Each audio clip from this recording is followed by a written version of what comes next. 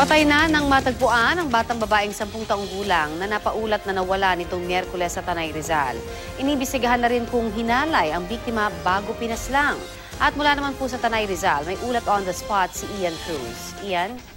Yes, Connie, kung nung Biyernes nga ay pagluha at pangamba ang nararamdaman ng pamilya Valencia dahil sa pagkawala ng 10 taong gulang na si Cassandra, ngayon naman ay galit ang namamayani sa kanilang kalooban. Kahapon kasi natagpuan na ang grade 4 pupil na si Cassandra, halos 300 metro ang layo kung saan siya huling nakitang naliligo sa Tanay River dito nga sa lalawigan ng Rizal. Naagnas na ang bangkay ng bata na nawala noong Miyerkules ng hapon. Tinakpan lamang ng talahib at mga dahon ng bangkay ng bata.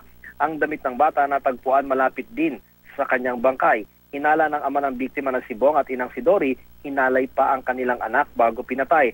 Ayon naman kay Chief Inspector Reynaldo Tolentino na hepe ng Tanay Police, sinakal daw ang bata kaya ito nasawi. Pinautopsiya na ang bangkay para malaman kung hinalay nga ang bata. Patuloy din ang pag-iimbestiga ng Tanay Police para makilala ang dalawang lalaki na maaaring may gawa ng krimen. Noong Miyerkules ang hapon, isang saksi daw ang nakakita sa dalawang lalaki na lumabas mula sa kawayanan sa gilid ng ilog kung saan nga natagpuan ang bangkay ng biktima. Umaasa ang pamilya Valencia, mahahanap ang mga suspect para managot sila. Dumalaw rin kanina ang mga guro ni Cassandra sa kanyang burol at umaasa sila mapapadali ang pagkamit ng hustisya. Yung aso Connie niyang biktima ay hindi na rin umaalis sa ilalim ng kabaong ng kanyang among si Cassandra. Connie?